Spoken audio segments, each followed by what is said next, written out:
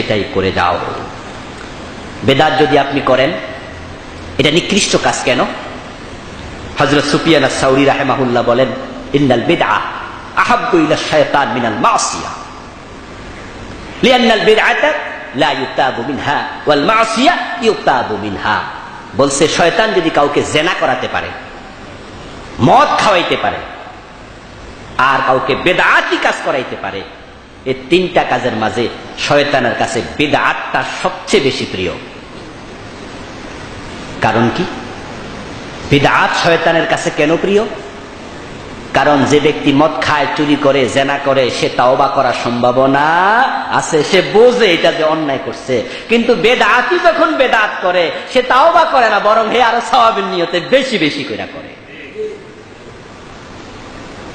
এই যে আমরা বলি ইল্লাল্লাহ জিকির করবেন না, ইল্লাল্লাহ জিকির করবেন না, কিন্তু মুরিদেরা আরো বেশি করে। আজাদ হুজুর যেহেতু কইছে করতাম না, আমার হুজুর কইছে আরো বেশি করে কর। আমি ওয়াজ করছি গতকালকে, কথার কথা এক মাঠে, ওখানে বলে আসছি এই করবেন না। এক সপ্তাহ পরে হেরা ওয়াজ আমরা আর একটা দে, কাউন্টার ওয়াজ দে। কাউন্টার ওয়াজ দিয়ে আমরা বরং ওই ইল্লাল্লাহ জিকিরতে আধা ঘন্টা লাগাই করবো। আগে করতাম 15 মিনিট, আজকে করবো 30 মিনিট। আমার ভাইরা কথা বোঝেন নাই? কারণ যারা বেদাতি কাজ করে, বেদাতের ভিতরে তারা সওয়াবের আশা করে। তাই শয়তান হাততালি দিয়া খুশি হয়, খুশি হয়ে শয়তান কয়, আর আমি তো এটাই চাই তুই যেন তওবা না কইরা মরস। ঠিক কিনা? এই জন্য সুফিয়ান সাউরি বলেন, ইন্নাল বিদআ আহাব্বু ইলা শাইতান মিনাল মাসিয়া। আমার ভাইরা, সত্যকে সত্য জানুন, সাদাকে সাদা বলুন, কালোকে কালো বলুন। আপনার পীর আপনাকে জান্নাতে নেবে না, আমার কবরে আপনি যাবেন না, আপনার কবরে আমি যাব না। এই জন্য যখন কোনো জমি কিনতে যান, যখন জমি কিনতে যান, ওই দলিলটা একবার না, 2 বার না, 3 বার না, 10 বার 15 বারও দেখেন। ঠিক না? আর 15 বার দেখার পরে নিশ্চিত হলেন যে না, দলিলটা নিষ্কণ্টক, আগামী দিন হবে ওই দলিল আপনার সাথে বেচা কেনার চূড়ান্ত রেজিস্ট্রেশন। ঠিক আজকে বিকাল বেলায় যদি অচেনা কোনো নাম্বার থেকে আপনাকে ফোন দিয়ে বলে, ভাইজান আগামী দিন যে জমির রেজিস্ট্রেশন করবেন, দলিলে কিন্তু একটু ঝামেলা আছে,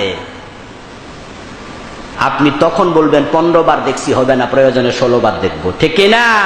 বলবেন যে তাহলে তো আরেকবার দেখা দরকার, ঝামেলাটা কোথায় আছে। কারণ যদি ঝামেলা থাকে তাহলে আমি জমিন কিনলাম না ঝগড়া কিনলাম? জমিন কেনার সাথে সাথে ঝগড়া ফ্রি, ওই বেটা লাঠি লইয়া খারাপে, আমিও লাঠি লইয়া দেওয়া লাগবে না, হয় জমিন হারিয়ে যাবে।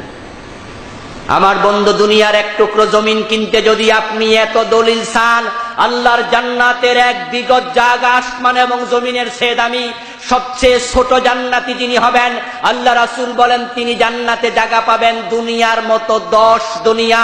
দুনিয়ার এক টুকরো জমিন যদি 15 বার দলিল যাচাই করেন, আল্লাহর জান্নাতে যাওয়ার জন্য 1,00,000 বার প্রয়োজনে যাচাই করা লাগবে। অমুক হুজুর বলছে এটা বেদাত, তাহলে আমি দেখি পিসা হুজুর আমার আপনি দলিলটা দেন। আপনি বলছেন ইল্লাল্লাহ জিকির জায়েজ, আর আবুল কালাম আজাদ আজকে 10 বছর ধরে চিৎকার দিচ্ছে এটা নাই ইসলামে, একটা হাদিসেও নাই। তো হুজুর উনি তো চিৎকার দিয়ে যেহেতু 10 বছর ধরে কইতাছে, আমরা তো দলিল টলিল সামনে নিতে পারতেছি না, কোন হাদিস আছে একটু দেন না। আমি নেই, এই নিয়ে যাও, কত হুজুর কত কথা কইব, আমার কথা বিশ্বাস হয় না, বুঝবেন যে বাটপা। বরং আপনি ধরবেন শক্ত করে, না হুজুর দলিল দেন, না হয় জিকির কেন করাচ্ছেন? মিলাদ কিয়াম করায়া বাজারে জিলাপি টান ফালাইয়া দিচ্ছেন, পাইছেনটা কি? এই মিলাদ কিয়ামের দলিল কই দেখান। তো যে বেদাত গুলোকে আমরা বেদাত বলবো, আপনি যখন শুনবেন আপনার উচিত ওই জমিন কেনার মতো, ক্রেতার মতো আপনি থমকে দাঁড়ানো, দলিল চাই। আর যখন দলিল পাবেন না, তখন আপনি নিশ্চিত হবেন আসলে এটা ইসলামে নাই, এটা একটা বিদআত। ইমাম মালিক বলেন, মান ইবতাদা বিদআতান ফিল ইসলাম ফাকাদ জাআমা আন্না মুহাম্মাদান খানা ফিল ইসলাম খানা ফির রিসালাহ। ইমাম মালিক রাহিমাহুল্লাহ সাহাবীদের সাক্ষাৎ পেয়েছেন। মদিনার ইমাম মালিক বলেন, যে ব্যক্তি বিদআত ইসলামে আবিষ্কার করলো, করার পরে সেটা ভালো মানুষের কাছে বলছে, সে ধারণা করছে মুহাম্মদ সাল্লাল্লাহু আলাইহি সাল্লাম ইসলাম প্রচারে খেয়ানত করে গেছে। কি জটিল কথা উনি বললেন। যে ব্যক্তি বেদাত করে বলে এটা ভালো, সে ধারণা করছে রাসূল খেয়ানত করছে। কারণ ভালো হইলে তো রাসূল ভালোটাকে গোপন করার কথা না। তো রাসূল যেটা বলে নাই, তুমি সেটা ভালো পাইছো, তাহলে বোঝা গেল রাসূল সব কথা আমাদের কাছে বলে নাই, তিনি খেয়ানত করে গেছে। বলেন নাউজুবিল্লাহ। এবার উনার কথার চমৎকার ব্যাখ্যায় আসুন। রাসূলকে খেয়ানত করছে? রাসূল সব ভালোগুলা বলে গেছেন কিনা? তাহলে বোঝা গেল আল্লাহর হাবিব যেটাকে ভালো বলেন নাই, তুমি 1 কোটি বার বললো সেটা ভালো হতে পারে না।